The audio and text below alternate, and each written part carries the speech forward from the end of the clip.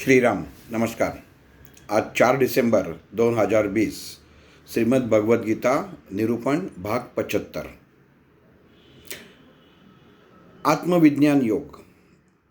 ये अध्याय में हम लोग भगवान श्री कृष्ण और अर्जुन ये दोनों के बीच जो संभाषण हो रहा है, नारायण और नर, ये दोनों के बीच जो संभाषण हो रहा है वो हम लोग देख रहे हैं। आत्मविज्ञान योग में जैसे भगवान श्री कृष्ण ने पहले श्लोक में कहा कि हे अर्जुन, संयमता क्या है? मन की, विचारों की, मनुष्य के कृतियों की, शरीर की संयमता क्या है, ये मैंने तुम्हें बता दिया आत्मसंयम योग में। अब यहाँ पे अगले अध्याय में आत्मविज्ञान योग, संयमता तो आ गई, लेकिन उसके पीछे विज्ञान क्या है ये भगवान श्री कृष्ण अर्जुन को बता रहे हैं। अब यहाँ पे भगवान श्री कृष्ण ने दूसरा कोई उदाहरण न देते हुए स्वयं एक परमात्मा का अंश है, ये अर्जुन को यहाँ पे बताया है, कहा है। जिस आत्मा की बात भगवान श्री कृष्ण कह रहा है वो स्वयं श्री कृष्ण का ही है, और वो आत्मा ही परमात्मा है। जिस आत्मा की बात भगवान श्री कृष्ण कह रहा है वही आत्मा मतलब ही परमात्मा है। उसकी प्रकृति कैसी है, वो परमात्मा की प्रकृति कैसी है? अभी इससे एक पहले हम लोग देखिए प्रकृति किसे कहते हैं। प्रकृति की अगर आप व्याख्या करने जाएं तो प्रकर्षता से की गई कृति, मराठी में प्रकर्षाने केलेली कृति, उसे प्रकृति कहते हैं। वास्तव में मूल में परमात्मा ही ये प्रकृति से बनाया है। उन्होंने सब ये प्रकृति से ही पूरी सृष्टि बनाई है। दोनों शब्द एक दूसरे से कितने जुड़े हुए देखिए। पहला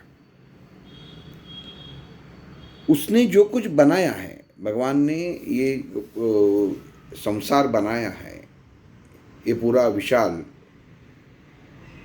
जग जिसको हम लोग बोलते हैं, दुनिया बोलते हैं, वो प्रकर्ष से बनाई हुई है। ये भगवान श्री कृष्ण भगवद गीता अध्याय 7 श्लोक 4 में कह रहे हैं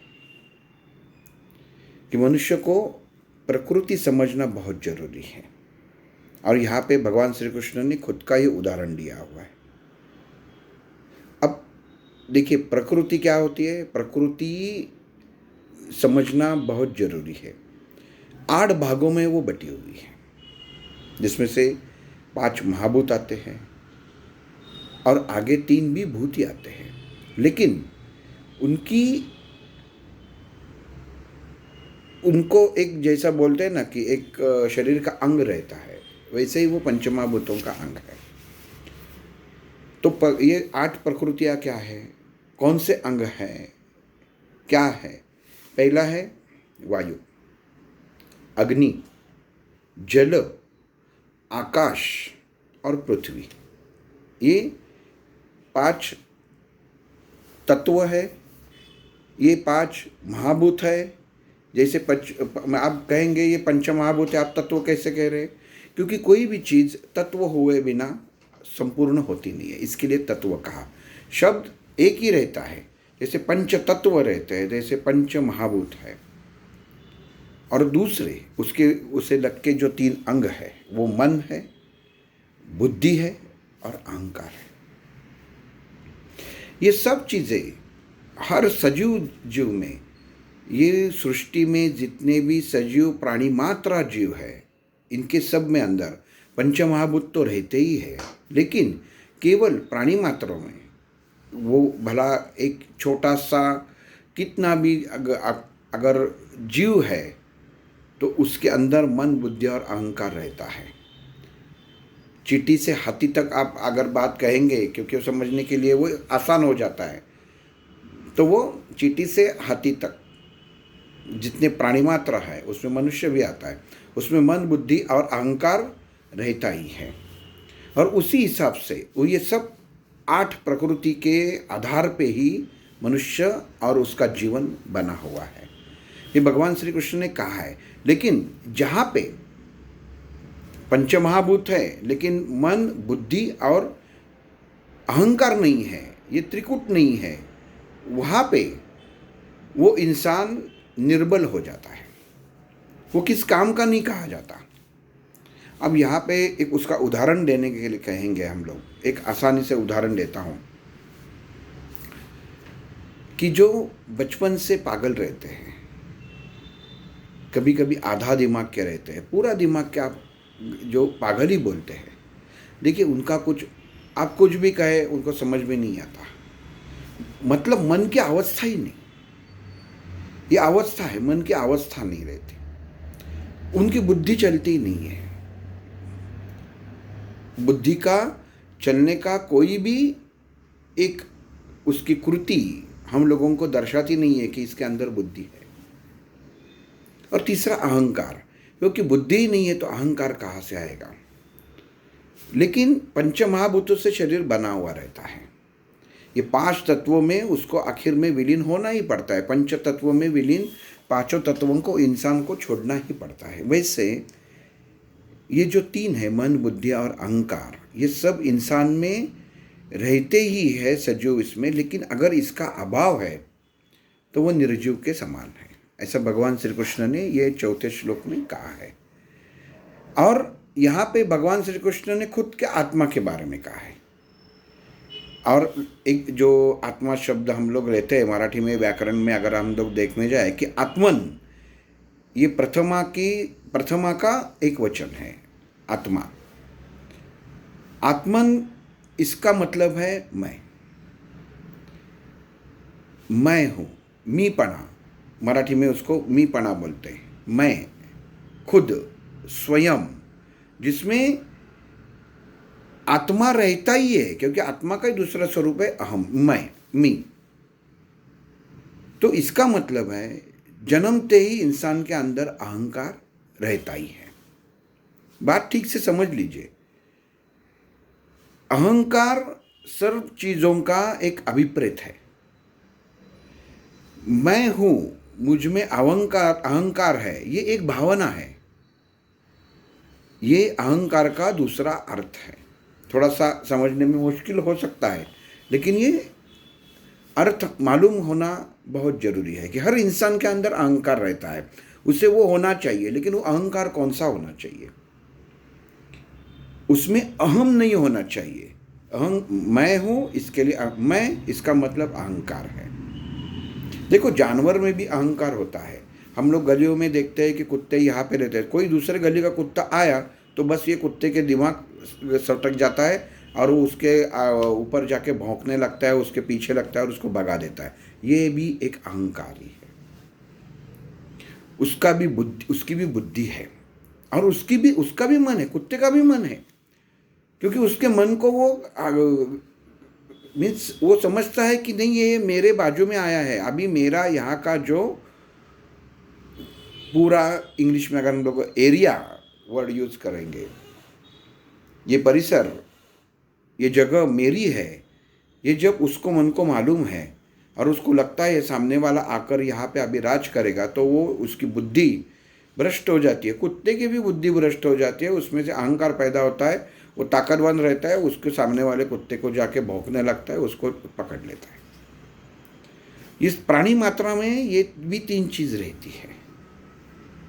और पागल अगर रहेगा तो पागल के सामने आप कुछ भी करो, अच्छा ज्ञान दो, ये करो वो करो, कुछ भी फर्क नहीं पड़ता। पंचमहाभूत है लेकिन मन, बुद्धि और अहंकार नहीं है, क्योंकि उसकी निर्मित ही नहीं है लेकिन गतिमान नहीं है। तो यहाँ पे भगवान श्री कृष्ण अर्जुन को ये समझा रहे कि मेरे अंदर जो आत्मा है, मतलबी परमात्मा है, जो अहंकार है, अहंकार मतलब क्या है, प्रकर्ष है, वो भावना है जिसने ये पूरी दुनिया बनाई है, उसे तुम पहचान और उसको वो पहचानने के बाद उसमें तुम शामिल हो जाओ। बुद्धि जो बोलते हैं कि बुद्धि काम करती है, तो वो कैसे काम करती है? हम लोग देखते हैं कि जैसे ही महाभारत हो गया कि भगवान श्री कृष्ण की बुद्धि इतनी तेज थी कि बहुत सारे प्रसंग उन्होंने ऐसे ही चुटकी में हल कर दिए थे। उन्होंने एक एक ऐसा किस्सा हो गया, कहते हैं कि एक समय सब पांडव कौरवों के ऊपर हावी होने लगे और दुर्योधन, दुशासन, कर्ण, शकुनी, द्रोणाचार्य, इनको लगने लगा कि हम लोग अभी पराजित हो सकते हैं। और इसमें जब दुर्योधन भीष्माचार्य को कहते हैं कि आप जैसा योद्धा होने के बावजूद भी अगर हम लोग ये युद्ध जीत नहीं पाते तो ये बहुत ही बड़ी लज्जास्पद बात है कि आप अपने राजा की रक्षा कर नहीं सके। देखिए कहाँ पे कौन से जगह उंगली रखनी है। अगर किसी को जो बोलते हैं ना कि किसी के मन में जहर अगर बोना है, तो इतना शकुनी ने दुर्योधन के मन में जहर बोया था कि बराबर उसकी दुर्योधन की बुद्धि वैसे ही चलने लगी थी। और उसने भीष्माचार्य को कहा, वही बुद्धि का सहारा लेके कहा कि आपके स्थान पे, आपकी पराक्रम के ऊपर मुझे शंका आने लगी है कि आप दिखाते हैं कि हमारे साथ हो, लेकिन आप हमारे साथ नहीं हो। बस यही एक बात भीष्माचार्य को खा गई, उनका दिमाग सटक गया, ऐसा ही बात कर सकते हैं। उन्होंने आबा खो दिया और उन्होंने दुर्योधन का कहा कि कल की शाम, देखिए ठीक से देखिए बुद्धि कैसा काम करती है। अहंकार, मन का अहंकार भी समझना के लिए मैं उदाहरण बता रहा हूँ। कल की शाम पांडव नहीं देखेंगे, मैं तुमको ये जबान देता हूँ। बस दुर्योधन का काम हो गया। अब दुर्योधन का काम हो गया। ये सब चीज़ें भगवान श्री कृष्ण ने, परमात्मा ने अपनी शक्ति के बलबूते पर ये सब जो उनके संवाद चल रहे थे वो उसके समझ में आ गए और उसने वो सुन लिए। अब इसके अंदर हल निकालना तो जरूर था और रात का मध्याह्न हो चुका था और वो द्रौपदी के यहाँ पे गए। ऐसे समय पे गया कि जहाँ पे सब लोग सो गए थे और वो द्रौपदी के उसने द्रौपदी को जगाया और कहा कि मेरे साथ चलो। द्रौपदी के भी समझ में नहीं आया कि अपने भाई इतने रात को मुझे कहाँ लेके जा रहे हैं, लेकिन उन्होंने कहा है तो उसको चलना ही चाहिए था, ये विश्वास की बात है। और वो भगवान श्री कृष्ण के साथ चली गई। भगवान श्री कृष्ण द्रौपदी को लेके भीष्माचार्य के जहाँ पे, वहाँ पे उनका डेरा था, वहाँ पे लेके आई और उसने कहा कि जाके भगवान भीष्माचार्य के चरण छुओ, उसको नमस्कार करो। द्रौपदी के मन में कुछ प्रश्न उत्पन्न नहीं हुए। जो भगवान श्री कृष्ण ने, भाई ने कहा तो उसने कुछ सोचे बिना जाकर भीष्माचार्य के पाँव छुए और झुककर नमस्कार किया। वापिस देखिए, झुककर नमस्कार किया। और जैसे ही नमस्कार किया तो भीष्माचार्य तो सोए हुए थे, उनको मालूम नहीं था कि कौन आया है करके, और उन्होंने उनको आशीर्वाद दे दिया, सौभाग्यवती भव। अब जैसे ही आशीर्वाद दे दिया उसने, भीष्माचार्य जी ने, और उन्होंने आँख पूरी तरह से खोल के देखा तो सामने द्रौपदी खड़ी थी। और द्रौपदी को उन्होंने पूछा कि बेटी अभी इस वक्त मुझे एक ही प्रश्न का उत्तर दो, इस वक्त तुम मेरे पाँव छूने, चरण छूने कैसे आ गई? तो द्रौपदी ने कहा कि मुझे कहा गया कि आपके इस वक्त जाके चरण छूना है करके मैं आई और आपके चरण छुए। तो भीष्माचार्य ने पूछा कि आपको तुमको किसने कहा कि जाओ और अभी चरण छू लो? तो वो कहती है कि मुझे भगवान श्री कृष्ण ने कहा, मेरे भाई ने कहा। और फिर भीष्माचार्य हंसने लगे। इसमें बुद्धि की बात देखिए जिस भीष्माचार्य जी ने उसी दिन सुबह प्रतिज्ञा की थी कि कल की शाम पांडव देख नहीं सकते, वहाँ पे भगवान श्री कृष्ण ने अपने बुद्धि से माध्यम से ये संकट का हरण कैसे किया। भीष्माचार्य अपने शब्द पे, अपने वचन पे अटल थे और उन्होंने भगवान श्री कृष्ण उठ के बाहर आ गए, भगवान श्री कृष्ण सामने करके उनको प्रणाम किया और कहा, हे केशव, मैं कृत्यर्थ हो गया, कृत्यर्थ हो गया, क्योंकि आज एक वचन ने एक वचन को काटा। आपने ऐसा वचन लिया, ऐसा आशीर्वाद इस बेटी को देने के लिए आपने मुझे मजबूर किया, क्योंकि जो मेरी साथ चल रही है वो तुम्हारी वजह से ही चल रही है। देखिए समर्पण भाव कितना जबरदस्त था। भीष्माचार्य जी का समर्पण भाव, श्री कृष्ण के सामने कौरवों के बाजू से लड़ रहे थे, लेकिन समर्पण भाव भगवान श्री कृष्ण के चरणों में था। मालूम था, भीष्माचार्य जी को मालूम था कि जो मेरे प्यारे अर्जुन का सारथ्य कर रहा है वो भगवान श्री कृष्ण नहीं, वो साक्षात विष्णु का अवतार है। केवल भीष्माचार्य पहले से ही पहचान चुके थे।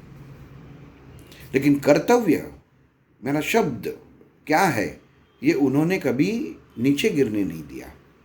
और यहाँ पे उन्होंने वैसा ही हो गया कि उन्होंने द्रौपदी को आशीर्वाद दे दिया कि सौभाग्यवती भव, सौभाग्यवती भव कहने के बाद ये सवाल ही नहीं उठता था कि दूसरे दिन पांडवों को वो मारे। कितना बुद्धि चातुर्य है। और वहाँ पे भगवान श्री कृष्ण, देखिए इसमें हम लोगों को सोचने की बहुत बात है। हम लोग रोज के जीवन में ये आजकल, आज के समाज में, आज के नई पीढ़ी में बुजुर्ग लोगों को झुककर नमस्कार करना, प्रणाम करना, ये सब भूल गए हैं। लेकिन एक नमस्कार इतना काम कर जाता है, ये इंसान और आदमी सोच भी नहीं सकता। यहाँ पे भगवान श्री कृष्ण, बाद में भगवान श्री कृष्ण के मन में ख्याल आया, देखो क्या है, आज जिस युद्ध के लिए दोनों, एक राज्य के लिए, धर्म अधर्म के लिए ये युद्ध हो रहा है, अगर कोई नमस्कार करता, ये द्रौपदी जाकर अगर कौरवों को, क्योंकि दुर्योधन आयु से बड़ा था, दुशासन बड़ा था, धृतराष्ट्र तो बड़े थे ही, सबको अगर वो नमस्कार, झुककर नमस्कार करती तो आशीर्वाद देते, सौभाग्यवती भव, तो पांडव बच जाते थे। और वही कृति अगर दुर्योधन, दुशासन की बीवियां भी करती थी पांडवों को चरण छूके, तो पांडव भी उनको ये आशीर्वाद देते थे, सौभाग्यवती भव, तो ये युद्ध ही नहीं होता था। युद्ध खड़ा होने की सवाल ही नहीं है, क्योंकि उस वक्त ये शब्द को आशीर्वाद देने में, वचन देने में इतना महत्व था कि वो कोई भी राजा, कोई भी इंसान हो, वो एक बार किसी को वचन दिया तो उससे पीछे नहीं हटता था। अगर ये दोनों बाजू से कृति हो जाती तो ये युद्ध नहीं होता था। ये ख्याल केवल और केवल भगवान श्री कृष्ण के मन में आया, बाकी किसी के मन में नहीं आया। मतलब क्या है कि मनुष्य जीवन में हम लोग जो जीवन बिताते हैं उसमें से हर कृति का महत्व कितना महत्वपूर्ण है, ये हम लोगों को समझ लेना जरूरी है। यहाँ पे भगवान श्री कृष्ण अर्जुन को यही समझा रहे हैं कि मनुष्य के अंदर पूरे 5 तत्व होने के बावजूद भी मन, बुद्धि और अहंकार, ये जो तीन चीज़ें हैं वो हर इंसान के अंदर रहती है, रहने चाहिए। केवल किसको कहते, इस्तेमाल कैसे करना है, इसके बलबूते के ऊपर मनुष्य का जीवन आगे चलता है। ये अध्याय 7 और श्लोक 4, यहाँ पे भगवान श्री कृष्ण ने अर्जुन को कहा है कि मेरे आत्मा को जुड़ जाओ, मेरे आत्मा को जुड़ जाओ। ये मेरा अहंकार है, लेकिन ये अहंकार इसके लिए बोलता है, हम लोग अहंकार का शब्द की व्याख्या ये भगवान श्री कृष्ण के बारे में अलग थी, आत्मा के बारे में वो कह रहा था। और इंसान को अहंकार होता है, वो अपने कोई माँ बाप को, अपना बेटा अगर कोई सैन्य में भर्ती रहता है, मिलिट्री में रहता है, तो उसका वो देश के लिए सेवा करता है तो गर्व होता है।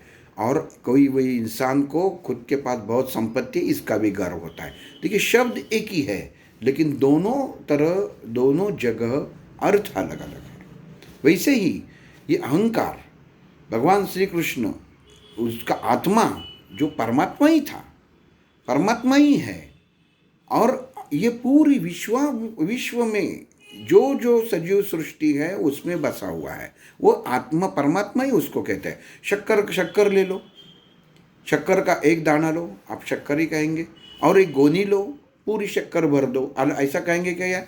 ये शक्कर अलग, 2 शक्कर 3 शक्कर, उसको शक्कर ही कहते हैं। उसकी मिठास एक दाने में जितनी है उतनी पूरी गोनी में है। मतलब क्या है कि जो परमात्मा, जो आत्मा मनुष्य के शरीर के एक अंग में है, वही आत्मा परमात्मा ये सृष्टि में, हर सजीव सृष्टि के अंदर वही परमात्मा बसा हुआ है। आप यहाँ से देखो या वहाँ से देखो, वो शक्कर जैसे वैसा परमात्मा ही है। लेकिन उसको समझना, उसको समर्पित होना, ये हर मनुष्य की बहुत बड़ी ज़रूरत है। क्योंकि केवल जैसे आत्मसंयम योग में इंद्रियों को आधार करते हुए, इंद्रियों को वश करते हुए इंसान जीवन जी नहीं सकता, लेकिन विज्ञान का उपयोग करेगा इंसान तो वो बुद्धि के माध्यम से, मन के माध्यम से और अहंकार के माध्यम से। अहंकार मीन्स आत्मा को दिया हुआ आकार। अभी आत्मा को आकार कैसा देंगे? तो बुद्धि से।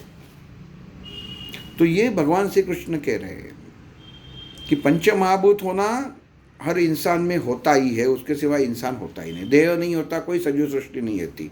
लेकिन ये तीन, ये त्रिकूट, मन, बुद्धि और अहंकार, ये इंसान, जो इंसान के अंदर है वो प्रकृति से जुड़ा हुआ है। और यही ये 8 चीज़ें हैं। देखिए सब जहाँ पे आंकड़े आते हैं ना, वो 8 आते हैं। भगवान श्री कृष्ण इसका अवतार उतना ही है, प्रकृति के नियम कितने हैं, प्रकृति कितने, सिद्धि कितनी है, अष्टो सिद्धि बोलते हैं। ये हम लोग सब जो देखते हैं ना, वो इसके पीछे, उसके बाजू बाजू में सब हर चीज़ घूमती रहती है। और यहाँ पे भगवान श्री कृष्ण अर्जुन को यही समझा रहे हैं कि तुम मुझ में शामिल हो जाओ, क्योंकि तुमको जो लग रहा है कि मैं अहंकारित हो चुका हूँ, कि मैंने तुमको कहा कि तुम मुझ में आ जाओ। मतलब क्या है? मुझे अहंकार हो गया। पहले तो भगवान श्री कृष्ण अर्जुन को कहते थे कि तुम परमात्मा में शामिल हो जाओ, और अर्जुन के मन में सवाल पैदा हो गया कि देखो क्या भाई, क्या है? पहले खुद के मुंह से कहते हो परमात्मा में शामिल हो जाओ, और अभी कहते हो कि मुझ में शामिल हो जाओ। बेचारा अर्जुन सर्वसामान्य लोगों की तरह मन से द्विधा मनस्थिति में अटक गया। वो पूरा पहचान नहीं पा रहा था। श्री कृष्ण सामने है, गुरु है, लेकिन गुरु को भी पहचानना के लिए शिष्य के पास एक दृष्टि होनी जरूरी रहती है, एक दृष्टिकोण होना जरूरी रहता है। केवल गुरु के साथ रहना इतना ही बड़ा काम नहीं है रहता, उसको पहचानना, उसके ऊपर अमल करना, ये बहुत बड़ी बात रहती है। नहीं तो कुछ लोग केवल मुंह से बोलते हैं कि मैं इनको समर्पित हूँ। समर्पित अगर कुछ नहीं रहते, वो अपने ढंग से ही चलते हैं, जैसे समय मिलता है उसके लिए समर्पित हो जाते हैं, वो समर्पित नहीं कहते। तो यहाँ पे जब ये अर्जुन के मन में सवाल आया कि परमात्मा की ये स्तुति करते करते ये श्री कृष्ण अभी मुझ में शामिल हो जाओ कहता है, तभी ये 4थे श्लोक में भगवान श्री कृष्ण ने अर्जुन को कहा कि मेरा आत्मा ही परमात्मा है, वो परमात्मा अलग नहीं है। इसकी पहचान भगवान श्री कृष्ण ने अर्जुन को करके दे दी। और उसके बाद अर्जुन को पता अभी धीरे धीरे चलेगा आगे आगे कि ये सचमुच ये जो कहता है ना, मेरे सामने जो खड़ा है वो नारायण है, वो परमात्मा है, लेकिन उसका सबूत मिलना, उसमें शामिल होना, वो अभी बाकी था। वो आगे देखेंगे। श्री राम।